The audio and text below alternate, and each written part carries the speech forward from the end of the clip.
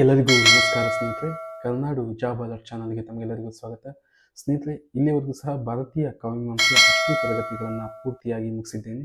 ಯಾರೆಲ್ಲ ಕನ್ನಡ ಭಾಷಾ ಶಿಕ್ಷಕ ಹುದ್ದೆಗೆ ಓದ್ತಿದ್ರು ಅವರೆಲ್ಲರಿಗೂ ಸಹ ತುಂಬ ಉಪಯುಕ್ತ ಆಗುತ್ತೆ. ನೀವು ಓದುವ ಜೊತೆಗೆ ತರಗತಿಯನ್ನು ಕೇಳಿ ತುಂಬ ಅರ್ಥಪೂರ್ಣವಾಗಿ ಅರ್ಥ ಆಗುತ್ತೆ ಅಂತ ಹೇಳ್ತಾ, ಸ್ನೇಹಿತರೆ, ಯಾರೆಲ್ಲ ಕನ್ನಡ ಭಾಷಾ ಶಿಕ್ಷಕ ಹುದ್ದೆಗೆ ಓದ್ತಿದ್ರು ಅವರಿಗೆಲ್ಲರಿಗೂ ಸಹ ಈ ಮುಂದಿನ ತರಗತಿಗಳು ಕನ್ನಡ ಸಾಹಿತ್ಯ ಚರಿತ್ರೆ ಕುರಿತು ತರಗತಿಗಳನ್ನು ತೆಗೆದುಕೊಂಡು ಹೋಗ್ತೀನಿ. ಈಗಾಗಲೇ ಸಾಕಷ್ಟು ಹಿಂದೆ ಹಳಗನ್ನಡಕ್ಕೆ ಸಂಬಂಧಪಟ್ಟ ಹಾಗೆ ಸಾಹಿತ್ಯ ಚರಿತ್ರೆ ತರಗತಿಗಳನ್ನು ಹಿಂದೆ ಅಪ್ಲೋಡ್ ಮಾಡಿದ್ದೀನಿ. ಅವೆಲ್ಲ ತರಗತಿಗಳನ್ನು ವಿಶ್ಲೇಷಣೆ ಮಾಡಿ ನಂತರ ಹಳಗನ್ನಡದಲ್ಲಿ ಮಿಕ್ಕ ಕೆಲವೊಂದು ವಿಚಾರಗಳನ್ನು ನಾನು ಇವತ್ತು ತರಗತಿಯನ್ನು ಅಪ್ಲೋಡ್ ಮಾಡ್ತೀನಿ. ಅದರಲ್ಲಿ ಕನ್ನಡ ಸಾಹಿತ್ಯದ ಪ್ರಾಚೀನತೆಯ ಕುರಿತು ಒಂದಿಷ್ಟು ತರಗತಿಗಳನ್ನು ನಿಮ್ಮ ಜೊತೆ ಹಂಚ್ಕೊಬೇಕಾಗಿತ್ತು. ಹಾಗಾಗಿ ಇಂದಿನ ದಿನ ಕನ್ನಡ ಸಾಹಿತ್ಯದ ಪ್ರಾಚೀನತೆಯ ಕುರಿತು ನಾನು ತರಗತಿಯನ್ನು ಹಂಚ್ಕೊಳ್ತೇನೆ. ಹಾಗಾಗಿ ಪ್ರಾಚೀನ ಕನ್ನಡ ಸಾಹಿತ್ಯವನ್ನು ಓದುವಾಗ ನಮಗೆ ಬಹುಮುಖ್ಯವಾಗಿ ಈ ಅಂಶಗಳು ನಮ್ಮ ತಲೆಯಲ್ಲಿರಬೇಕು. ಇವುಗಳ ಕುರಿತು ಸಾಕಷ್ಟು ಪ್ರಶ್ನೆಗಳು ಬರುವಂತಹ ಸಾಧ್ಯತೆ ಹೆಚ್ಚಾಗಿರುತ್ತೆ ಸ್ನೇಹಿತರೆ. ಹಾಗಾಗಿ ಇಂದಿನ ತರಗತಿಯನ್ನು ಎಲ್ಲರೂ ಸಹ ಕೇಳೋಣ ಸ್ನೇಹಿತರೆ. ಹಾಗಾಗಿ ಇಂದಿನ 2 ದಿನಗಳಲ್ಲಿ ತರಗತಿಯನ್ನು ಅಪ್ಲೋಡ್ ಮಾಡಿಲ್ಲ ಕಾರಣಾಂತರಗಳಿಂದ. ಇಂದಿನ ತರಗತಿಯಿಂದ ನಾನು ಪ್ರಾರಂಭ ಮಾಡ್ತಾ ಹೋಗ್ತೀನಿ ಅಂತ ಸ್ನೇಹಿತರೆ. ಯಾರೆಲ್ಲ ಕರುನಾಡು ಜಾಬ್ ಅಲರ್ಟ್ ಚಾನಲ್ನ ಸಬ್ಸ್ಕ್ರೈಬ್ ಮಾಡ್ಕೊಂಡಿಲ್ಲೋ ಸಬ್ಸ್ಕ್ರೈಬ್ ಮಾಡಿಕೊಳ್ಳುವ ಮುಖಾಂತರ ಇನ್ನೂ ಹೆಚ್ಚಿನ ವಿಡಿಯೋಗಳನ್ನು ಮಾಡೋದಕ್ಕೆ ತಮ್ಮ ಸಹಕಾರ ಇರಲಿ ಅಂತ ಕೇಳ್ತಾ, ಸ್ನೇಹಿತರೆ, ಹಾಗಾದರೆ ಬನ್ನಿ ಮೊದಲಿಗೆ ಕನ್ನಡ ಸಾಹಿತ್ಯದ ಪ್ರಾಚೀನತೆಯನ್ನು ತಿಳ್ಕೊಳ್ಳೋಣ. ಸ್ನೇಹಿತರೆ, ಅನ್ಯ ದೇಶೀಯ ಮತ್ತು ಅನ್ಯ ಭಾಷಿಕ ಸಾಕ್ಷ್ಯಗಳ ಮುಖಾಂತರ ನಾವು ಮೊದಲಿಗೆ ತಿಳ್ಕೊಳ್ಬೋದು. ಮೊದಲನೇದಾಗಿ ಅಶೋಕನ ಬ್ರಹ್ಮಗಿರಿ ಶಾಸನದ ಮುಖಾಂತರ ಒಂದಿಷ್ಟು ನಮಗೆ ಒಳಹುಗಳು ಸಿಗ್ತವೆ. ಯಾವ ರೀತಿಯಾಗಿ ಅಂದರೆ, ಅಶೋಕನ ಕಾಲಕ್ಕೆ ಸೇರಿದ ಬ್ರಹ್ಮಗಿರಿ ಶಾಸನ ಮೊದಲ ಸಾಲಿನಲ್ಲಿ ನಮಗೆ ಇಸಿಲ ಎಂಬಂತಹ ಕನ್ನಡ ಪದ ಪ್ರಯೋಗವಾಗಿದೆ ಅನ್ನುವಂಥದ್ದು ನಿಮಗೆ ಸಾಮಾನ್ಯವಾಗಿ ಗೊತ್ತು. ಇದನ್ನು ಯಾರು ಕೇಳಿದ್ರು ಸಹ ನೀವು ಪ್ರಶ್ನೆಯನ್ನು ಮಾಡ್ತೀರಾ. ಆದರೆ ಕೆಲವೊಂದು ಬಿಟ್ಟೋಗಿರುವಂತಹ ಅಂಶಗಳನ್ನು ಇದನ್ನು ನೋಡೋಣ.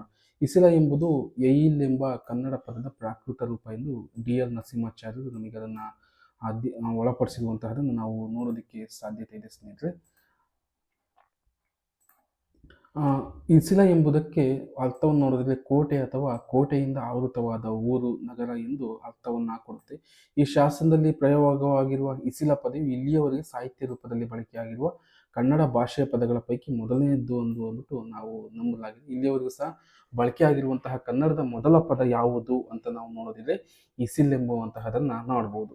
ನಂತರ ಇದರಲ್ಲಿ ಬ್ರಹ್ಮಗಿರಿಯಲ್ಲಿ ಕಾಣುವ, ಇಸಿಲದಲ್ಲಿ ಕಾಣುವ ದಕಾರ ಆ ಶಬ್ದವು ಕನ್ನಡವಿರಬೇಕೆಂದು ಒಂದು ಆಧಾರವಾಗಿ ನಾವು ನಂಬುದಾಗಿದೆ ಅಂತ ಇಲ್ಲಿವರೆಗೂ ಸಹ ಸ್ಪಷ್ಟವಾಗಿ ನೋಡ್ತಾರೆ.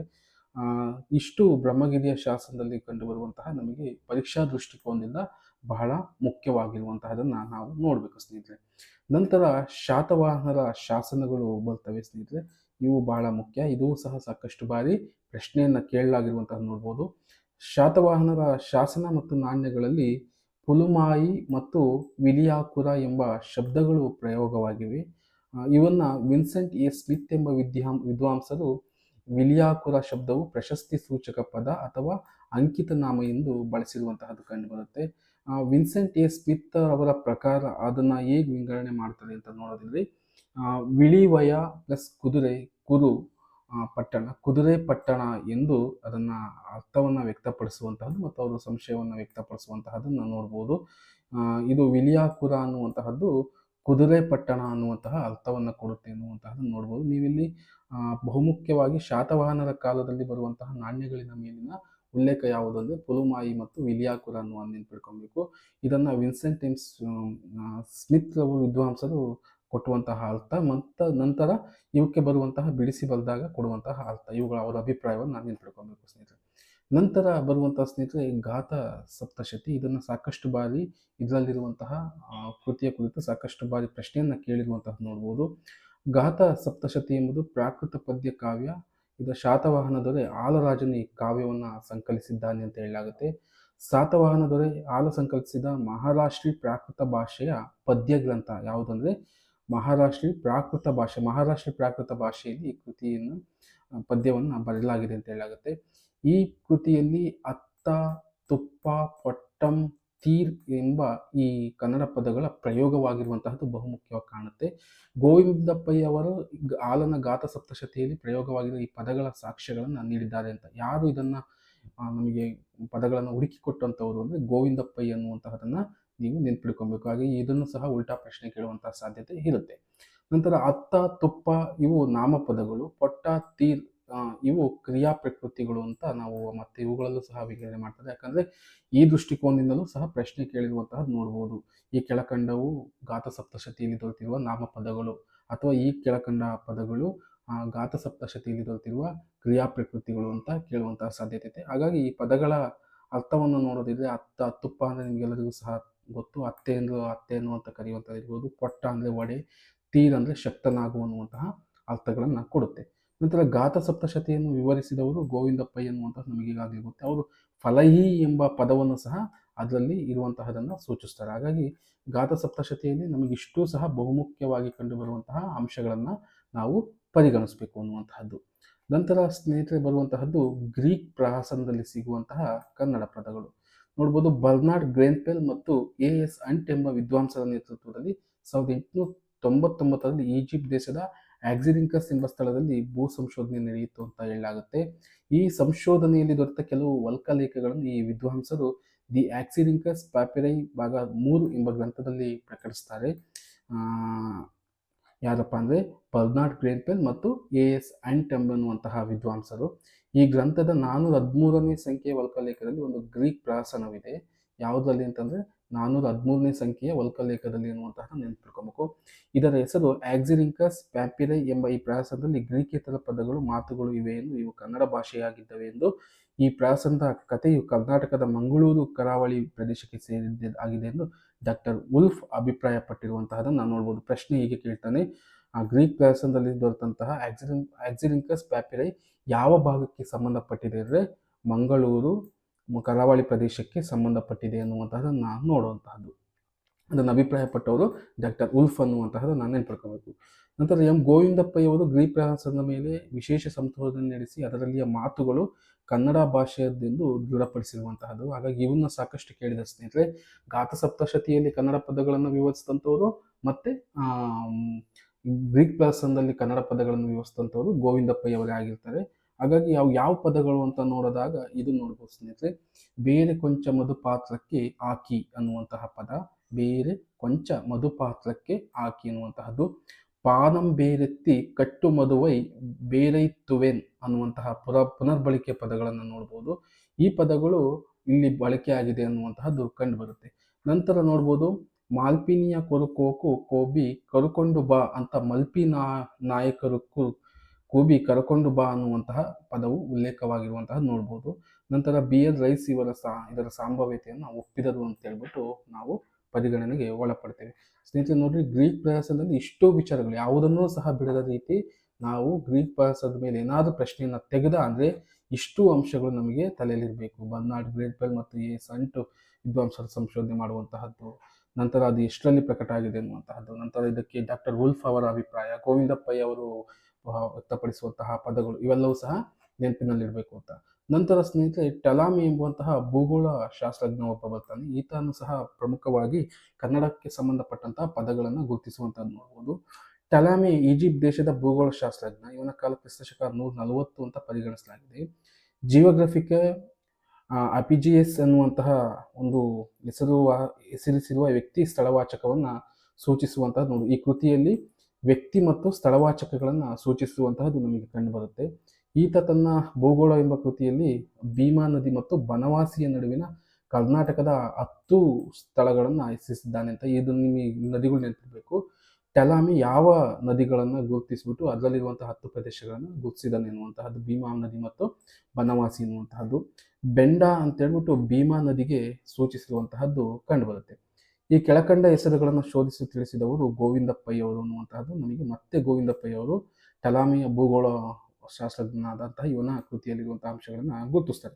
ಮೆಕ್ರಿಂಡಲ್ 2ನೇ ಶತಮಾನದಿಂದ ಇದು ಹೇಗೆ ತಿಳಿದು ಬರುತ್ತೆ ಅಂದರೆ, ಮೆಕ್ರಿಂಡಲ್ ಎಂಬುವಂಥದ್ದು 2ನೇ ಶತಮಾನದಿಂದ ನಮಗೆ ತಿಳಿದು ಬರುವಂತಹದ್ದು ಗೊತ್ತಾಗುತ್ತೆ. ಅದು ಟಲಾಮಿಯ ಭೂಗೋಳ ಶಾಸ್ತ್ರಜ್ಞರ ಹಿನ್ನೆಲೆಯಲ್ಲಿ. ನಂತರ ಸ್ನೇಹಿತರೆ, ಅವನು ಯಾರು ಟಲಾಮಿ ಗುರುತಿಸಿದಂತಹ ಒಂದಿಷ್ಟು ಹೆಸರುಗಳನ್ನು ನೋಡೋಣ. ಇಲ್ಲಿ ನೋಡ್ಬೋದು, ಸಿರಿಪೋಲಿಮೋಯಸ್ ಅಂತ ಸಾತವಾಹನ ದೊರೆ ಪುಳುಮಾಯಿಯನನ್ನು ಕರೆದಿರುವಂತಹದ್ದು. ಇದು ವ್ಯಕ್ತಿ ಹೆಸರು ಸ್ನೇಹಿತರೆ, ಇದೊಂದು ಭಾಳ ನೆನ್ಪಿಡ್ಕೊಳ್ಳಿ. ನಂತರ ನಾಗೋರೂರಿಸ್ ಅಂತ ನಾಗೂರನ್ನು ಕರೀತಾನೆ. ನಂತರ ಕಲ್ಲಿಗೇರಿಸ್ ಅಂತ ಕಲಿಕೇರಿಯನ್ನು ಕರೆದಿರುವಂತಹದ್ದು. ಮೊದ್ಗಲ್ ಅನ್ನುವಂತಹದ್ದು ಮುದ್ಗಲ್ ಅನ್ನುವಂಥದ್ದನ್ನು ಕರೆದಿರುವಂತಹದ್ದು.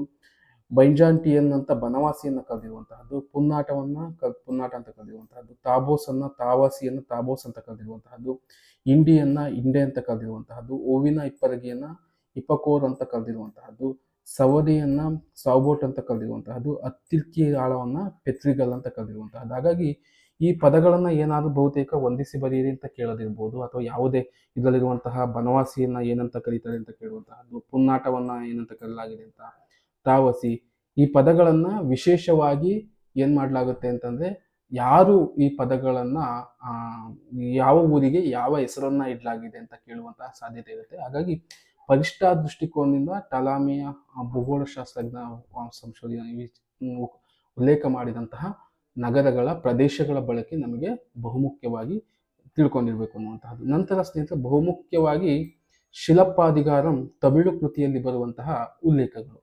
ಕ್ರಿಸ್ತಶಕ 3ನೇ ಶತಮಾನದ ಸುಪ್ರಸಿದ್ಧ ತಮಿಳು ಪುರಾಣದ ಕಾವ್ಯವಾದ ಶಿಲಪ್ಪಾಧಿಕಾರಂ ಎಂಬ ಗ್ರಂಥದಲ್ಲಿ ಕನ್ನಡಿಗರನ್ನ ಏನಂತ ಕರೀತಾನಪ್ಪ ಅಂದ್ರೆ ಕರುನಾಡರ್ ಅಂತ ಸಂಬೋಧನೆಯನ್ನ ಮಾಡ್ತಾನೆ. ಇದು ಹೇಗೆ ನಮಗೆ ಕರುನಾಡರ್ ಅನ್ನುವಂತಹದ್ದು ಉಲ್ಲೇಖ ಕಂಡು ಬರುತ್ತೆ ಅಂತ ನಾವೇನಾದ್ರು ನೋಡಕ್ ಹೋದಾಗ, ಮಿಲಾಲ ಎಂಬ ಚೋಳ ರಾಜನು ಮೈಸೂರು ಸೈನ್ಯದ ಸಹಾಯದಿಂದ ಸಿಂಹಳದ ದ್ವೀಪವನ್ನು ಜಯಿಸಿದನೆಂದು ಕಂಡುಬರುತ್ತೆ ಉಲ್ಲೇಖ ಇರುವಂತಹದ್ದು. ಕ್ರಿಸ್ತಶಕ 3ನೇ ಶತಮಾನದ ಸೆಂಗಟ್ಟುವನ್ ಎಂಬ ಚೇರ ರಾಜ ಉತ್ತರಕ್ಕೆ ಹೋಗುವಾಗ ನೀಲಿಗಿರಿಯಲ್ಲಿ ತಂಗಿ ಅಲ್ಲಿ ಕರುನಾಡರು ಪ್ರದರ್ಶಿಸಿದ ಕುಣಿತ ನೋಡಿ ಸಂತೋಷಪಟ್ಟ ಎಂದು ಈ ಕೃತಿಯಲ್ಲಿ, ಯಾವುದರಲ್ಲಿ ಶಿಲಪ್ಪಾಧಿಕಾರಂ ಕೃತಿಯಲ್ಲಿ ಉಲ್ಲೇಖ ಮಾಡಲಾಗಿದೆ. ಇದರ ಕಾಲ ಕ್ರಿಸ್ತಶಕ ಪೂರ್ವವೆಂದು ಹೇಳಲಾಗಿದೆ. ಇದು ಕನ್ನಡ ಸಂಸ್ಕೃತಿಯ ಪ್ರಾಚೀನತೆಗೂ ಮತ್ತು ಅದರ ಅಂತರ್ ಸಂಸ್ಕೃತಿಗೆ ಸಂಪರ್ಕಕ್ಕೆ ಸಾಕ್ಷಿಯಾಗಿರುವಂತಹದ್ದು ಕಂಡುಬರುತ್ತೆ. ಹಾಗಾಗಿ ಇದು ಬಹಳ ಸತಿ ಕೇಳಿದ ಸ್ನೇಹಿತರೆ, ಕರುನಾಡರ್ ಅನ್ನುವಂತಹ ಪದ ಯಾವ ಕೃತಿಯಲ್ಲಿ ಬಳಕೆಯಾಗಿದೆ ಅನ್ನುವಂತಹದ್ದು. ನಂತರ ನೀವು ಮೊನ್ನೆಯನ್ನು ನೋಡ್ಬೋದು, ಜಾನಪದ ಕುಣಿತದ ಉಲ್ಲೇಖ ಕಂಡು ಬರುವಂತಹ ಕೃತಿಯ ಯಾವುದು ಶಿಲಪ್ಪಾಧಿಕಾರಂ ಕೃತಿ ಎನ್ನುವಂತಹದ್ದು. ಮುಂದೆ ರಾಜನ ಹೆಸರು ಕೇಳ್ಬೋದು. ಹಾಗಾಗಿ ಈ ಮಿಲಲ ಎಂಬುವಂತಹ ರಾಜನ ಹೆಸರು ಕೇಳುವಂತಹದ್ದು, ಯಾವ ದ್ವೀಪವನ್ನು ಅಂತ ಕೇಳ್ಬೋದು. ಹಾಗಾಗಿ ಇದು ಬಹುಮುಖ್ಯವಾಗುತ್ತೆ. ನಂತರ ತಮಿಳು ಸಾಹಿತ್ಯದಲ್ಲಿ ಕರ್ನಾಟಕದ ಕಲೆ ಮತ್ತು ಸಂಸ್ಕೃತಿಯ ಉಲ್ಲೇಖ ನಮ್ಮ ಪ್ರಾಚೀನ ವೈಭವವನ್ನು ಎತ್ತಿಡಿಯೋದಕ್ಕೆ ಬಹುಮುಖ್ಯವಾಗಿ ಶಿಲಪ್ಪಾಧಿಕಾರಂ ಕೃತಿ ಅನ್ನುವಂತಹದ್ದು ಬಹಳ ಮುಖ್ಯವಾಗಿರುವಂತಹದ್ದು. ನಂತರ ಸ್ನೇಹಿತರೆ, ಮೃಚ್ಛಕಟಿಕ ಅನ್ನುವಂತಹ ಕೃತಿ ಬರುತ್ತೆ. ಇದು ಕ್ರಿಸ್ತಪೂರ್ವ 1ರಿಂದ ಕ್ರಿಸ್ತಶಕ 1ರ ಮಧ್ಯಕಾಲದಲ್ಲಿ ರಚಿತವಾಗಿರುವಂತಹ ಕೃತಿ. ಕ್ರಿಸ್ತಪೂರ್ವದಲ್ಲಿ ಕರ್ನಾಟಕ ಪದದ ಉಲ್ಲೇಖವನ್ನ ನಾವು ನೋಡೋದಕ್ಕೆ ಸಾಧ್ಯತೆ ಇದೆ. ಇದು ಸಂಸ್ಕೃತ ಸಾಮಾಜಿಕ ನಾಟಕ. ಇದರಲ್ಲಿ ವೀರಕ ಮತ್ತು ಚಂದನಕರ ಸಂವಾದ, ಅಂದ್ರೆ ನಾಟಕ ಅಂದ್ರೆ ಅಲ್ಲಿ ಸಂವಾದಗಳು ಇರ್ತವೆ. ಅದು ವೀರಕ ಮತ್ತು ಚಂದನಕರ ಎನ್ನುವಂತಹ ಪಾತ್ರಗಳ ಸಂವಾದದಲ್ಲಿ ಏನಿದೆ ಅಂದ್ರೆ, ಕರ್ನಾಟ ಕಲಹ ಪ್ರಯೋಗಂ ಕರಿಷ್ಯಾಮಿ ಅಂತ ಈ ಪದ ಉಲ್ಲೇಖ ಇದೆ. ಈ ಕರ್ನಾಟ ಅನ್ನುವಂತಹದ್ದು ಏನಾಗಿದೆ, ಕರ್ನಾಟಕದ ಹೆಸರನ್ನ ಉಲ್ಲೇಖ ಮಾಡಿರುವಂತಹದ್ದು ನಮಗೆ ಬಹುಮುಖ್ಯವಾಗಿ ಕಂಡುಬರುತ್ತೆ. ಹೀಗಾಗಿ ಸ್ನೇಹಿತರೆ, ಕನ್ನಡದ ಪ್ರಾಚೀನತೆ ಎನ್ನುವಂತಹದ್ದು ಈ ನೆಲೆಗಟ್ಟಿನಲ್ಲಿ ನಮಗೆ ಬಹಳ ಅರ್ಥವನ್ನು ಗರ್ಭಿತವಾಗಿ ನಾವು ತಿಳ್ಕೊಳ್ತಾ ಹೋಗ್ಬೋದು. ನಂತರ ಸ್ನೇಹಿತರೆ, ಸಾಕಷ್ಟು ಇದರ ಕನ್ನಡದ ಉಲ್ಲೇಖಗಳು ನಾವು ನೋಡೋದಕ್ಕೆ ಸಾಧ್ಯತೆ ಇದೆ. ಮುಂದಿನ ತರಗತಿಗಳಲ್ಲಿ ನಿಮಗೆ ಅವನ್ನ ಇನ್ನೂ ಹಂಚ್ಕೊಳ್ತೇನೆ. ಸಾಹಿತ್ಯದ ದೃಷ್ಟಿಕೋನದಿಂದ ಪರೀಕ್ಷಾ ದೃಷ್ಟಿಕೋನದಿಂದ ಇದು ಬಹಳ ಮುಖ್ಯ ಆಗುತ್ತೆ ಅನ್ನುವಂತಹದ್ದು. ನಂತರ ಸ್ನೇಹಿತರೆ ಬರುವಂತಹದ್ದು ಕನ್ನಡದ ಐತಿಹಾಸಿಕ ಸಾಕ್ಷ್ಯಗಳು ಅಂತ ನಾವು ನೋಡೋದಿದ್ರೆ, ಯಾವ ರೀತಿಯಾಗಿ ಒಂದಿಷ್ಟು ವಿದ್ವಾಂಸರು ಅವರ ಸಂಶೋಧನೆಯಲ್ಲಿ ಕಂಡಂತಹ ಹಲವಾರು ಆಲೋಚನೆಗಳನ್ನು ಈ ಸಂಶೋಧನೆಯಲ್ಲಿ ಬಹುಮುಖ್ಯವಾಗಿ ನಮಗೆ ವಿಚಾರಗಳನ್ನ ಕಟ್ತಾ ಹೋಗ್ತಾರೆ. ನೋಡೋಣ. ವಿಂಧ್ಯಾವಳಿ ಪ್ರಾಂತ ಕನ್ನಡ ಸಾಹಿತ್ಯದ ಸೆಲೆಯಾಗಿತ್ತು ಎಂದು ಮುಳಿಯ ತಿಮ್ಮಯ್ಯಪ್ಪನವರು ಹೇಳ್ತಾರೆ. ಇಲ್ಲಿ ಗಾತ ಸಪ್ತಶತಿ ಉಗಮವಾಯಿತು ಅಂತ ಹೇಳ್ತಾರೆ. ಹಾಗಾಗಿ ಈ ಸ್ಟೇಟ್ಮೆಂಟ್ಗಳನ್ನೇ ನೆನ್ಪಿಡ್ಕೊಬೇಕು ಸ್ನೇಹಿತರೆ, ಯಾಕಂದ್ರೆ ಇವುಗಳನ್ನೇ ನೇರವಾಗಿ ಕೇಳಲಾಗುತ್ತೆ. ವಿಂಧ್ಯಾವಳಿ ಪ್ರಾಂತ ಕನ್ನಡ ಸಾಹಿತ್ಯದ ಸೆಲೆಯಾಗಿತ್ತು ಎಂದು ಅಭಿಪ್ರಾಯಪಟ್ಟವರು ಯಾರು ಅಂತಂದ್ರೆ ಮುಳಿಯ ತಿಮ್ಮಪ್ಪಯ್ಯನವರು ಅಂತ ಹಾಕ್ಬೇಕಾಗುತ್ತೆ. ನಮಗೆ ತಿಳಿದಿರುವ ಮಟ್ಟಿಗೆ ಜೈನ ಗ್ರಂಥಗಳೇ ಮೊದಲು ಕನ್ನಡದಲ್ಲಿ ಹೊರಟವು ಎಂದು ಹೇಳಲಾಗಿರುವಂತಹದ್ದು BM ಶ್ರೀ ಅವರು ಅಂತ ಹೇಳಲಾಗುತ್ತೆ. ಇದನ್ನು ಸಹ ಕೇಳಲಾಗುತ್ತೆ. ಜೈನ ಗ್ರಂಥಗಳೇ ಮೊದಲು ಕನ್ನಡದಲ್ಲಿ ಬಂದವು ಅಂತ ಯಾರು ಹೇಳಿದ್ದು ಅಂತಂದ್ರೆ BM ಶ್ರೀ ಅವರನ್ನು ನೆನ್ಪಿಡ್ಕೋಬೇಕು. ನಂತರ ನರಸಿಂಹಾಚಾರ್ಯ ಅವರು ಜೈನರೇ ಕನ್ನಡಕ್ಕೆ ಆದಿಕವಿಗಳು ಅಂತ ಅಭಿಪ್ರಾಯವನ್ನ ಪಟ್ಟಿದ್ದಾರೆ. ಇದು ಸಹ ಬಹಳ ಮುಖ್ಯ. ಇದನ್ನು ಸಾಕಷ್ಟು ಬಾರಿ ಪ್ರಶ್ನೆಯನ್ನು ಈಗಾಗಲೇ ಕೇಳಲಾಗಿದೆ. ಜೈನರೇ ಕನ್ನಡಕ್ಕೆ ಆದಿಕವಿಗಳು ಎಂದವರು ಯಾರು ಅಂದ್ರೆ ನರಸಿಂಹಾಚಾರ್ಯ ಅಂತ ಹೇಳ್ಬೇಕು. ನಂತರ ಬೌದ್ಧರೇ ಕನ್ನಡಕ್ಕೆ ಆದಿಕವಿಗಳು ಅಂತ ಇನ್ನೊಬ್ರು ಹೇಳ್ತಾರೆ. ಯಾರಪ್ಪ ಅಂದ್ರೆ TS ವೆಂಕಣ್ಣಯ್ಯ ಅವರು. ಇದು ಸಹ ಪ್ರಶ್ನೆ ಆಗಿದೆ ಇಲ್ಲಿಯವರೆಗೂ ಸಹ. ಹಾಗಾಗಿ ಇದನ್ನು ಸಹ ನೆನ್ಪಿಡ್ಕೊಬೇಕು. ಹೀಗಾಗಿ ಕನ್ನಡದ ಐತಿಹಾಸಿಕ ಸಾಕ್ಷ್ಯಗಳು ಅನ್ನುವಂತಹದ್ದು ಬಹುಮುಖ್ಯ ನೆಲೆಯಲ್ಲಿ ಈ ರೀತಿಯಾಗಿ ನಮಗೆ ಗೋಚರಿಸ್ತಾ ಹೋಗುತ್ತೆ. ನಂತರ ಬೌದ್ಧರೇ ಕನ್ನಡಕ್ಕೆ, TS ವೆಂಕಣ್ಣಯ್ಯನವರು ಬೌದ್ಧರೇ ಕನ್ನಡಕ್ಕೆ ಆದಿಕವಿಗಳು ಎಂದು ಅಭಿಪ್ರಾಯಪಟ್ಟಿರುವಂತಹದ್ದು ಕಂಡುಬರುತ್ತೆ. ನಂತರ ಸ್ನೇಹಿತರೆ, ಕ್ರಿಸ್ತಶಕ 450ರ ಅಲ್ಮಿಡಿ ಶಾಸನವು ಕನ್ನಡ ಭಾಷೆಯ ಪ್ರಥಮ ಶಾಸನ ಅಂತ ನಾವು ಕಂಡುಕೊಳ್ತೇವೆ. ಕನ್ನಡ ಭಾಷೆಯ ಪ್ರಥಮ ಶಾಸನ ಯಾವುದು ಅಂದರೆ ಹಲ್ಮಿಡಿ ಶಾಸನ ಅಂತ ಹೇಳಬೇಕು. ನಂತರ ಕ್ರಿಸ್ತಶಕ 500ರ ತಮಟಕಲ್ಲು ಶಾಸನದಲ್ಲಿ ಬಿಣಮಗಿ ಬೋಗಿ ಅಂತು ಅಂತ ಇರುವಂತಹ ಒಂದು ಉಲ್ಲೇಖ ಇದೆ. ಇದು ಅತ್ಯಷ್ಟಿ ಛಂದಸ್ಸಿನ ನತೋತ್ಕುಟ ವೃತ್ತವಿದೆ ಅಂತ ಇದರಲ್ಲಿ ಹೇಳಲಾಗುತ್ತೆ. ಈ ವೃತ್ತವು ಕನ್ನಡ ಪ್ರಥಮ ಪದ್ಯ ಎಂಬಂತಹ ಕೀರ್ತಿಗೆ ಉಲ್ಲೇಖ ಸಾಕ್ಷಿಯಾಗಿರುವಂತಹದ್ದು ನೋಡ್ಬೋದು. ಈ ಶಾಸನವನ್ನು ನೋಡುವಂಥವರಿಗೆ ಗೊತ್ತಾಗುತ್ತೆ. ಬಿಣಮಗಿ ಅಂತು ಬೋಗಿ ಅಂತೇಳಿ ಅದು ಶಾಸನ ಬರುತ್ತೆ. ಇದು ಕನ್ನಡದ ಪ್ರಥಮ ಪದ್ಯ ಎಂಬ ಕೀರ್ತಿಗೆ ಭಾಜನವಾಗಿರುವಂತಹದ್ದು ಕಂಡು ಬರುತ್ತೆ. ನಂತರ ಸ್ನೇಹಿತರೆ ಕ್ರಿಸ್ತಶಕ 700ರ ಬಾದಾಮಿಯ ತಟ್ಟುಕೋಟೆ ಶಾಸನದಲ್ಲಿ ಏನಿದೆ 3 ತ್ರಿಪದಿಗಳಿರ್ಬೋದು. ಇವು ಕನ್ನಡ ಭಾಷೆಯಲ್ಲಿ ರಚಿತವಾಗಿರುವ ಪ್ರಥಮ ತ್ರಿಪದಿಗಳು ಅಂತ ಹೇಳ್ಬಿಟ್ಟು ಕರೀತಾರೆ.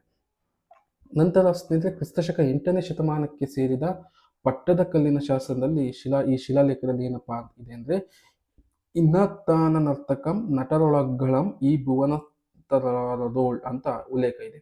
ಇನತ್ತಾನ ನರ್ತಕಂ ನಟರೊಳಗಳಂ ಈ ಭುವನಾಂತರದೋಳ್ ಅಂತ ಎಂಬುದಾಗಿ ನಟನೊಬ್ಬನನ್ನು ಹೊಗಳಿದ ಉಲ್ಲೇಖ ಇರ್ಬೋದು.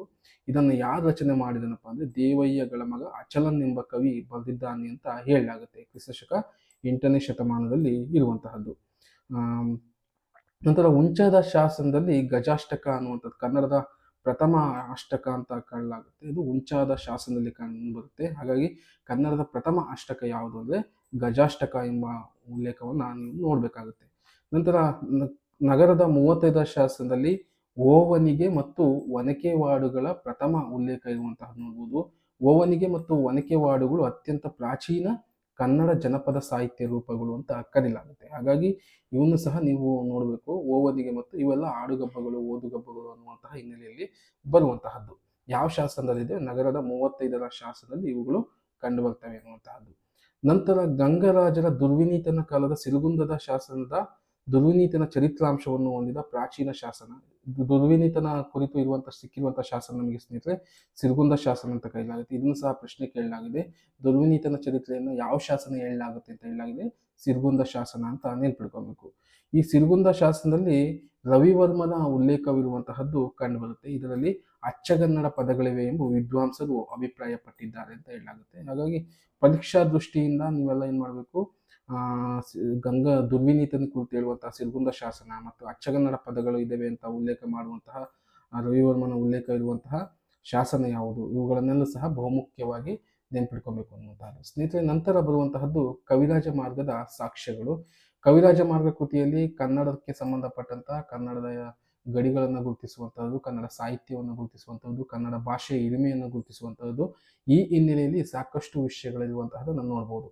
ಕವಿರಾಜ ಮಾರ್ಗಕಾರನು ಗದ್ಯ ಕಾವ್ಯ, ಪದ್ಯ ಕಾವ್ಯ ಮತ್ತು ಗದ್ಯಕಥೆ ಮೊದಲಾದ ಸಾಹಿತ್ಯ ಪ್ರಕಾರಗಳ ಹೆಸರಿಸಿರುವುದರಿಂದ ಕವಿರಾಜ ಮಾರ್ಗ ಪೂರ್ವದಲ್ಲಿ ಈ ಕಾವ್ಯಗಳು ರಚನೆಯಾಗಿದ್ದವು ಎಂದು ಊಹಿಸಲಾಗುತ್ತೆ. ಗದ್ಯ ಕಾವ್ಯ ಮತ್ತು ಪದ್ಯ ಕಾವ್ಯಗಳ ಮತ್ತು ಗದ್ಯ ಕಥೆಗಳ ಮೊದಲಾದ ಸಾಹಿತ್ಯ ಪ್ರಕಾರಗಳ ಉಲ್ಲೇಖ ಇರುವಂತಹದ್ದು ನಾವು ನೋಡ್ಬೋದು. ಕವಿರಾಜ ಮಾರ್ಗಕಾರನು ಚತ್ತಣ್ಣ, ಬೆದಂಡೆ ಮತ್ತು ಪಗರ್ಣ ಎಂಬ ಸಾಹಿತ್ಯ ಪ್ರಕಾರಗಳನ್ನು ಹೆಸರಿಸಿರುವುದರಿಂದ ಕವಿರಾಜ ಮಾರ್ಗ ಪೂರ್ವದಲ್ಲಿ ವಿವಿಧ ಬಗೆಯ ಸಾಹಿತ್ಯ ಪ್ರಕಾರಗಳು ಬಳಕೆಯಲ್ಲಿದ್ದವು ಅಂತ ತಿಳಿದು ಬರುತ್ತೆ ಅನ್ನುವಂಥದ್ದು ಗೊತ್ತಾಗುತ್ತೆ. ನಂತರ ಕವಿರಾಜ ಮಾರ್ಗಕಾರನು ವಿಮಲೋದಯ, ನಾಗಾರ್ಜುನ, ಜಯಬಂಧು, ದುರ್ವಿನೀತ ಮೊದಲಾದ ಗದ್ಯ ಕವಿಗಳನ್ನು ಹೆಸರಿದ್ದಾನೆ. ಇದರಿಂದ ಕವಿರಾಜ ಮಾರ್ಗಕ್ಕೂ ಮೊದಲು ಕನ್ನಡದಲ್ಲಿ ಗದ್ಯ ಕಾವ್ಯಗಳು ರಚನೆಯಾಗಿದ್ದವೆಂದು ನಮಗೆ ಸ್ಪಷ್ಟವಾಗಿ ತಿಳಿದು ಬರುವಂತಹದ್ದು. ಗದ್ಯ ಕವಿಗಳು ಹಿಂದೆ ಇದ್ದರು ಅನ್ನುವಂತಹದನ್ನ ಕವಿರಾಜ ಮಾರ್ಗಕಾರ ಈ ಸಂದರ್ಭದಲ್ಲಿ ಉಲ್ಲೇಖವನ್ನ ಮಾಡ್ತಾನೆ. ನಂತರ ಕವಿರಾಜ ಮಾರ್ಗಕಾರನು ಪರಮ ಶ್ರೀ ವಿಜಯ, ಕವೀಶ್ವರ, ಪಂಡಿತ, ಚಂದ್ರ, ಲೋಕಪಾಲ ಮೊದಲಾದ ಪದ್ಯ ಕವಿಗಳನ್ನು ಹೆಸರಿಸಿದ್ದಾನೆ. ಇದರಿಂದ ಕವಿರಾಜ ಮಾರ್ಗಕ್ಕೂ ಮೊದಲು ಕನ್ನಡದಲ್ಲಿ ಪದ್ಯ ಕಾವ್ಯಗಳು ರಚನೆಯಾಗಿದ್ದವೆಂದು ತಿಳಿದು ಬರುತ್ತೆ ಅಂತ ನೋಡ್ಬೋದು. ಪರಮ ಶ್ರೀ ವಿಜಯ, ಕವೀಶ್ವರ, ಪಂಡಿತ, ಚಂದ್ರ, ಲೋಕಪಾಲಾದಿಗಳ ನಿರತಿಶಯ ವಸ್ತು ವಿಸ್ತಾರ ವಿರಚನೆ ಲಕ್ಷ್ಯಂ ತದಾದ್ಯಂ ಕಾವ್ಯಕ್ಕೆಂದು ಅಂತ ಹೇಳ್ಬಿಟ್ಟು ಈ ಪದ್ಯವನ್ನ ಉಲ್ಲೇಖ ಮಾಡ್ತಾನೆ. ಹಾಗಾಗಿ ಸ್ನೇಹಿತರೆ ಇದು ಸಹ ಬಹಳ ಮುಖ್ಯ. ಇಲ್ಲಿ ಪದ್ಯ ಕವಿಗಳು ಯಾರು, ಗದ್ಯ ಕವಿಗಳು ಯಾರು ಅಂತ ಕೇಳುವಂತಹದ್ದನ್ನ ನಾವು ನೋಡಬಹುದು. ನಂತರ ಸ್ನೇಹಿತರೆ ನೆಲೆಸಿದ ಕಾವ್ಯಂ ಕಾವ್ಯಕ್ಕೆ ಲಕ್ಷಣಂ ಎಂಬ ಕವಿರಾಜ ಮಾರ್ಗದ ಸಾಲಿನಿಂದ ಕವಿರಾಜ ಮಾರ್ಗಕ್ಕೂ ಮೊದಲು ಕನ್ನಡದಲ್ಲಿ ಲಕ್ಷಣ ಗ್ರಂಥಗಳಿದ್ದವೆಂಬುದು ಇದರಿಂದ ತಿಳಿಯುತ್ತದೆ ಅನ್ನುವಂಥದ್ದು ನಾವು ನೋಡ್ಬೋದು. ಇದು ನೆಲೆಸಿದ ಕಾವ್ಯಂ ಕಾವ್ಯಕ್ಕೆ ಲಕ್ಷಣಂ ಅಂತ ಈ ಲಕ್ಷಣ ಅನ್ನುವಂಥದ್ದು ಬಳಸ್ತಾ ಇದ್ದಾನೆ ಅಂದ್ರೆ ಕನ್ನಡದಲ್ಲಿ ಹಿಂದೆ ಶಾಸ್ತ್ರ ಗ್ರಂಥಗಳು, ಲಕ್ಷಣ ಗ್ರಂಥಗಳು ಅನೇಕವಾಗಿ ರಚನೆ ಆಗಿದ್ದಾವೆ ಅನ್ನುವಂಥದ್ದು ನಮಗೆ ಕಂಡು ಬರುತ್ತೆ. ಕವಿರಾಜ ಮಾರ್ಗಕಾರನು ನಾಡವರ್ಗಳು ಕುರಿತೋದಯಂ ಕಾವ್ಯ ಪ್ರಯೋಗ ಪರಿಣಿತ ಮತಿಗಳಾಗಿದ್ದರೆಂದು ತಿಳಿಸಿದ್ದಾನೆ. ಇದರಿಂದ ಸಾಮಾನ್ಯ ಕನ್ನಡಿಗರು ಸಹ ಕಾವ್ಯಶಾಸ್ತ್ರಗಳ ಪರಿಣತೆಯನ್ನು ಸಾಧಿಸಿದ್ದಾರೆ ಎಂಬ ಅಂಶ ನಮಗೆ ತೋಚುವಂತಹದನ್ನ ನಾವು ನೋಡ್ಬೋದು. ಈಗೆಲ್ಲರೂ ಸಹ ಗೊತ್ತು, ನಾಡವರ್ಗಗಳ ಕುರಿತೋದೆಯಂ ಕಾವ್ಯ ಪ್ರಯೋಗ ಪರಿಣಿತ ಮತಗಳಂತ ಬರುತ್ತೆ. ಇಂದನೇ ಕಾವ್ಯ ರಚನೆ ಮಾಡುವಂತಹ ಪರಿಣಿತರಿದ್ದು ಅನ್ನುವಂತಹ ನಮಗೆ ಗೊತ್ತಾಗುತ್ತೆ. ಕವಿರಾಜ ಮಾರ್ಗದಲ್ಲಿ ಗ್ರಂಥಕಾರರ ಹೆಸರಿಲ್ಲದ ಕೆಲವು ಗ್ರಂಥಗಳಿಂದ ಅವತರಣವಾಗಿ ಆರಿಸಿಕೊಂಡ ಕೆಲವು ಲಕ್ಷ ಪದ್ಯಗಳಿವೆ. ಈ ಲಕ್ಷಗಳನ್ನು ಯಾವುದೋ ಕನ್ನಡ ರಾಮಾಯಣದಿಂದ ತೆಗೆದುಕೊಂಡಿರಬಹುದು ಎನ್ನಲಾಗಿದೆ. ಇದರಿಂದ ಕವಿರಾಜ ಮಾರ್ಗ ಪೂರ್ವದಲ್ಲಿ ಕನ್ನಡ ರಾಮಾಯಣ ಕಾವ್ಯ ರಚನೆ ಆಗಿರುವಂತಹದ್ದು ನಮಗೆ ಕಂಡುಬರುತ್ತೆ. ಹಾಗಾಗಿ ಇದೆಲ್ಲ ಕವಿರಾಜ ಮಾರ್ಗ ಕೃತಿಯನ್ನು ನಮಗೆ ಸಂಪೂರ್ಣವಾಗಿ ಕನ್ನಡಕ್ಕೆ ಸಂಬಂಧಪಟ್ಟಂತೆ, ಕನ್ನಡದ ಇತಿಹಾಸ ಚರಿತ್ರೆಗೆ ಸಂಬಂಧಪಟ್ಟಂತಹ ಸಾಕಷ್ಟು ಅಂಶಗಳನ್ನ ನಾವು ನೋಡೋದಕ್ಕೆ ಸಾಧ್ಯತೆ ಇದೆ ಸ್ನೇಹಿತರೆ. ನಂತರ ಇತರೆ ಗ್ರಂಥಗಳಿಂದ ಸಾಕ್ಷ್ಯಗಳನ್ನು ನೋಡ್ಬೋದು.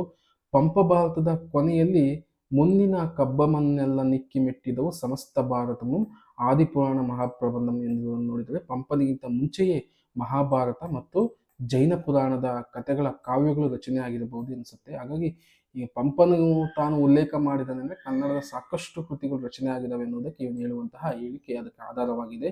ಮುಂದಿನ ಕಬ್ಬಮನ್ನೆಲ್ಲ ಇಕ್ಕಿ ಮೆಟ್ಟಿದವು ಸಮಸ್ತ ಭಾರತವು ಆದಿಪುರಾಣ ಮಹಾಪ್ರಬಂಧಮಂ ಅಂತ ಹೇಳುವಂತಹ ಅಂಶ. ಈ ಉಲ್ಲೇಖ ಪಂಪನಿಗಿಂತ ಮುಂಚಿನ ಸಾಹಿತ್ಯಿಕ ಚಟುವಟಿಕೆಗಳಿಗೆ ಸಾಕ್ಷಿಯಾಗಿದೆ ಎನ್ನುವಂತಹ ನಮಗೆ ಕಂಡುಬರುತ್ತೆ.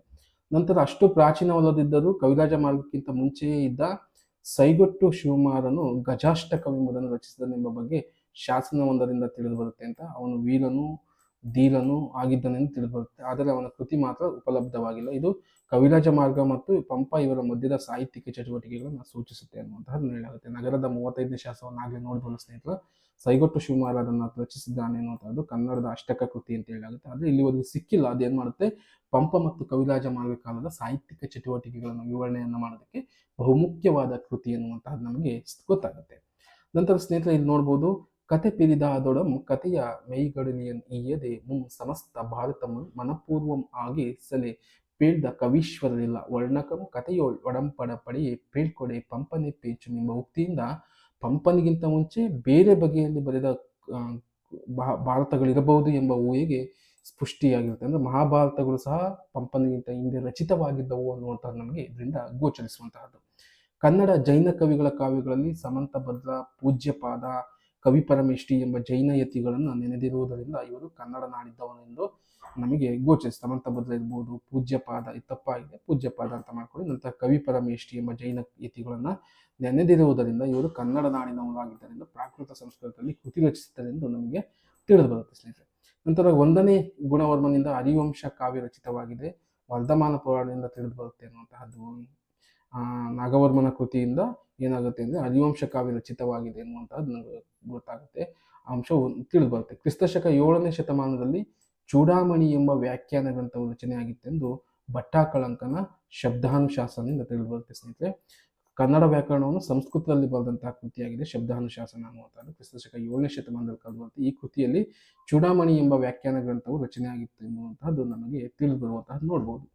ನಂತರ ಸ್ನೇಹಿತರೆ ಅನ್ಯ ಭಾಷಾ ಗ್ರಂಥಗಳಿಂದ ಸಾಕ್ಷ್ಯಗಳನ್ನು ಒಂದಿಷ್ಟು ನೋಡೋಣ. ಕವಿರಾಜ ಮಾರ್ಗ ಪೂರ್ವದಲ್ಲಿ ಗುಣಗಾಂಕಿಯಂ ಎಂಬ ಕನ್ನಡ ಚಂದೋಗ್ರಂಥ ರಚನೆಯಾಗಿತ್ತು ಅನ್ನುವಂಥದ್ದು ಗೊತ್ತಾಗುತ್ತೆ. ಈ ಎಂಬ ಅಂಶವು ಯಪ್ಪಾರುಂಗ ಲಕ್ಕರಿಹೈ ಎಂಬ ತಮಿಳು ಲಕ್ಷಣ ಗ್ರಂಥದಿಂದ ತಿಳಿದು ಬರುತ್ತೆ.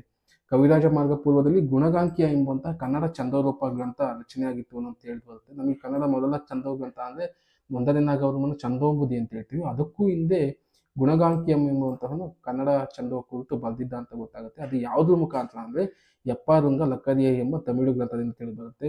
ನೋಡ್ಬೋದು, ಇದರಲ್ಲಿ ಹೇಳುವಂಥ ಗುಣಗಾಂಕಿಯಂ ಎನ್ನು ಕರುನಾಡಗಚ್ಚಂದಮೆ ಪೋಲ್ ಮಾಹಡು ಮುನ್ನಿಲೈ ಎಡೆಯುತ್ತೈ ಅಲೆಯಡಕ್ಕ ಮುಡೆಯತ್ತಾಯ್ ಅಂತ ತಮಿಳಿನಲ್ಲಿ ಈ ಪದ ಉಲ್ಲೇಖ ಇದೆ. ಯಾವುದರಲ್ಲಿ? ಯಪ್ಪಾರುಂಗ ಲಕ್ಕರಿಯ ಎಂಬ ತಮಿಳು ಗ್ರಂಥದಲ್ಲಿ ಎಂಬುದಾಗಿ ಹೇಳಲಾಗಿದೆ. ಆರ್ ನರಸಿಂಹಾಚಾರ್ಯರು ಈ ವಿಷಯ ಪ್ರಸ್ತಾಪವನ್ನು ಮಾಡ್ತಾರೆ ಅಂತ ನಮಗೆ ಬಹುಮುಖ್ಯವಾಗಿ ತಿಳ್ಕೊಬೇಕು. ಯಾಕೆ ಇದರ ಕೃತಿಯ ಕುರಿತು ಯಪ್ಪಾರುಂಗ ಲಕ್ಕರಿಯ ಈ ಥರದ ಕೃತಿಯ ಉಲ್ಲೇಖ ಇದೆ ಅಂತೇಳಿ ಅಂತ ಆರ್ ನರಸಿಂಹಾಚಾರ್ಯರು ಇದನ್ನ ಕುರಿತು ಉಲ್ಲೇಖವನ್ನ ನೋಡಬಹುದು. ನಂತರ ಕನ್ನಡ ಛಂದಸ್ಸಿನ ವಿಷಯವಾಗಿ ಮೊದಲು ಬರೆದಂಥವನು ಯಾರಪ್ಪ ಅಂದ್ರೆ ಗುಣಗಾಂಕಿಯ. ಇವನ ಕೃತಿ ಲಭ್ಯವಾಗಿಲ್ಲ ಅನ್ನುವಂಥದ್ದು ನಿಮ್ಮ ಗಮನದಲ್ಲಿ ಇರಬೇಕು. ನಂತರ ಅಸಗನಿಂದ ಕರ್ನಾಟಕ ಕುಮಾರ ಸಂಭವ ಕಾವ್ಯ ರಚನೆಯಾಗಿತ್ತು ಎಂಬ ಅಂಶವು ಜಯಕೀರ್ತಿಯ ಚಂದೋನುಶಾಸನದಿಂದ ನಮಗೆ ತಿಳಿದು ಬರುತ್ತೆ ಅಂತ. ನಂತರ ಇಂದ್ರನಂದಿ ಜೈನಾಚಾರ್ಯನು ಶ್ರುತಾವತಾರ ಎಂಬ ಗ್ರಂಥದಲ್ಲಿ ಶ್ಯಾಮಕುಂದಾಚಾರ್ಯನೆಂಬ ಒಬ್ಬ ಕವಿ ಪ್ರಾಕೃತ, ಸಂಸ್ಕೃತ, ಕನ್ನಡ ಭಾಷೆಗಳಲ್ಲಿ ರಚಿಸಿದ್ದಾನೆ ಎಂಬುದು ನಮಗೆ ತಿಳಿದು ಬರುತ್ತೆ ಅನ್ನುವಂತಹದ್ದು. ಇಷ್ಟು ನಾವು ನೋಡ್ಬೋದು ಸ್ನೇಹಿತರೆ. ಇಂದ್ರನಂದಿ ಎನ್ನುವಂತಹ ಜೈನಾಚಾರ್ಯನ ಶ್ರುತಾವತಾರ ಎಂಬ ಗ್ರಂಥದಲ್ಲಿ ಶ್ಯಾಮಕುಂದಾಚಾರ್ಯನೆಂಬ ಒಬ್ಬ ಕವಿ ನೀವು ನೋಡ್ಬೋದು ಪ್ರಾಚೀನ ಪೂರ್ವ ಕವಿಗಳಲ್ಲಿ ಶ್ಯಾಮಕುಂದಾಕಾಚಾರ್ಯ ಅಂತ ಎಂಬುತ್ತಾನೆ. ಈತ ಯಾವುದರಲ್ಲಿ ಇಂದ್ರನಂದಿಯ ಜೈನಾಚಾರ್ಯ ಶ್ರುತಾವತಾರ ಎಂಬ ಗ್ರಂಥದಲ್ಲಿ ಏನು ಮಾಡಿದ್ದಾನೆ, ಒಬ್ಬ ಕವಿ, ಇಂಥದ್ದೊಬ್ಬ ಕನ್ನಡದ ಕವಿ ಇದ್ದ, ಆತ ಏನು ಮಾಡ್ತಿದ್ದ, ಪ್ರಾಕೃತ ಸಂಸ್ಕೃತ ಕನ್ನಡ ಭಾಷೆಗಳಲ್ಲಿ ರಚಿಸಿದ್ದಾನೆ ಎನ್ನುವಂತಹದ್ದು ನಮಗೆ ಕಂಡುಬರುತ್ತೆ ಎನ್ನುವಂತಹದನ್ನು ತಿಳಿಸ್ತಾರೆ ಸ್ನೇಹಿತರೆ. ಈ ರೀತಿ ಸ್ನೇಹಿತರೆ ನಾವು ಕನ್ನಡ ಸಾಹಿತ್ಯ ಚರಿತ್ರೆಯ ಒಟ್ಟು ಓದುವಂತಹ ಸಂದರ್ಭದಲ್ಲಿ ಕನ್ನಡ ಸಾಹಿತ್ಯದ ಪ್ರಾಚೀನತೆಗೆ ಸಂಬಂಧಪಟ್ಟಂತಹ ಬಹುಮುಖ್ಯ ಅಂಶಗಳನ್ನು ಈ ರೀತಿ ಪಟ್ಟಿ ಮಾಡ್ಕೊಂಡಾಗ ಪರೀಕ್ಷೆಯಲ್ಲಿ ಇಷ್ಟು ಪಟ್ಟಿಗಳ ನಡುವೆಯೇ ಸಹ ನಮಗೆ ಪ್ರಶ್ನೆಗಳನ್ನು ಕೇಳುವಂಥ ಸಾಧ್ಯತೆ ಇರುತ್ತೆ. ಆದರೆ ಇನ್ನೂ ಈ ಕನ್ನಡ ಪ್ರಾಚೀನತೆಗೆ ಸಂಬಂಧಪಟ್ಟ, ನಾಡು ನುಡಿಗೆ ಸಂಬಂಧಪಟ್ಟ ಹಾಗೆ, ಸಾಹಿತ್ಯಕ್ಕೆ ಸಂಬಂಧಪಟ್ಟ ಹಾಗೆ, ನಂತರ ಕನ್ನಡ ಸಾಹಿತ್ಯದ ಹಲವಾರು ಎಲ್ಲೆಗಳಿಗೆ ಸಂಬಂಧಪಟ್ಟ ಹಾಗೆ ಪ್ರಾಚೀನತಮ ಅಂಶಗಳಿರುವಂತಹದನ್ನು ನೋಡ್ಬೋದು. ಮುಂದಿನ ತರಗತಿಯಲ್ಲಿ ನಾನು ಅದರ ವಿಷಯಗಳನ್ನು ಚರ್ಚೆ ಮಾಡುವಾಗ ಇನ್ನೂ ಸುದೀರ್ಘವಾಗಿ ನಿಮಗೆ ಅದನ್ನು ತೋರಿಸ್ಕೊಡಿಸ್ತೇನೆ ಸ್ನೇಹಿತರೆ. ಇದು ನಿಮ್ಮ ಪರೀಕ್ಷಾ ದೃಷ್ಟಿಯಿಂದ ಬಹಳ ಮುಖ್ಯವಾಗಿರುವಂತಹದ್ದು. ಇವುಗಳನ್ನು ಪಟ್ಟಿ ಮಾಡ್ಕೊಳ್ಳಿ, ಗಮನದಲ್ಲಿ ಇಟ್ಕೊಳ್ಳಿ. ಪರೀಕ್ಷೆಯಲ್ಲಿ ಏನಾದರೂ ಬಂದರೆ ಇವುಗಳನ್ನು ನೀವು ಸರಿ ಉತ್ತರವನ್ನು ಹಾಕಿ ಅಂತ ಹೇಳ್ತಾ ಸ್ನೇಹಿತರೆ, ಕನ್ನಡ ಸಾಹಿತ್ಯದ ಪ್ರಾಚೀನ ತರಗತಿಯನ್ನು ನಿಮಗೆಲ್ಲರಿಗೂ ತಿಳ್ಕೊಂಬರ್ತೀನಿ. ನಂತರ ಮುಂದಿನ ದಿನಗಳಲ್ಲಿ ಸಾಹಿತ್ಯ ಚರಿತ್ರೆಯ ಇನ್ನೊಂದು ಕವಿರಾಜ ಮಾರ್ಗ ಮತ್ತು ಕಾವ್ಯಾವಲೋಕನನ ಎರಡೂ ಕೃತಿಗಳ ವಿಶ್ಲೇಷಣೆಗೆ ಒಳಪಡಿಸ್ಬಿಟ್ಟು ನಂತರ ನಾನು ಮಧ್ಯಕಾಲೀನ ಕನ್ನಡ ಸಾಹಿತ್ಯ ಚರಿತ್ರೆಗೆ ಪ್ರವೇಶವನ್ನು ಪಡಿತೇನೆ. ಸ್ನೇಹಿತರೆ, ಯಾರೂ ಸಹ ಭಯಪಡಬೇಕಾಗಿಲ್ಲ. ನಿಮಗೆ ಪರೀಕ್ಷೆ ಬರುವಷ್ಟೊತ್ತಿಗೆ ಕನ್ನಡ ಸಾಹಿತ್ಯ ಚರಿತ್ರೆಯ ಸಮಗ್ರವಾದ ಒಳನೋಟದ ತರಗತಿಗಳನ್ನು ನಿಮಗೆ ಕೊಡ್ತೇನೆ ಅಂತ ಹೇಳ್ತಾ, ನನಗೆ ಇದೇ ರೀತಿ ತರಗತಿಗಳಿಗೆ ಪ್ರೋತ್ಸಾಹ ನೀಡಿ ಕಾಮೆಂಟ್ ಮುಖಾಂತರ ಇನ್ನೂ ಹೆಚ್ಚು ಯಾವ ವಿಷಯಗಳು ಬೇಕು ಅಂತ ಹೇಳ್ಕೊಡ್ತಾ ಸ್ನೇಹಿತರೆ, ಯಾರೆಲ್ಲ ಕರ್ನಾಡು ಜಾಬಲರ್ಸ್ ಚಾನಲ್ಗೆ ಸಬ್ಸ್ಕ್ರೈಬ್ ಮಾಡ್ಕೊಳ್ಳಿಲ್ಲ, ಸಬ್ಸ್ಕ್ರೈಬ್ ಮಾಡಿಕೊಳ್ಳುವ ಮುಖಾಂತರ ಇದೇ ರೀತಿ ಪ್ರೋತ್ಸಾಹವನ್ನು ಕೊಡಿ ಅಂತ ಸ್ನೇಹಿತರೆ, ಇಲ್ಲಿಗೆ ತರಗತಿಯನ್ನು ಮುಗಿಸ್ತೀನಿ. ತಮಗೆಲ್ಲರಿಗೂ ಧನ್ಯವಾದ.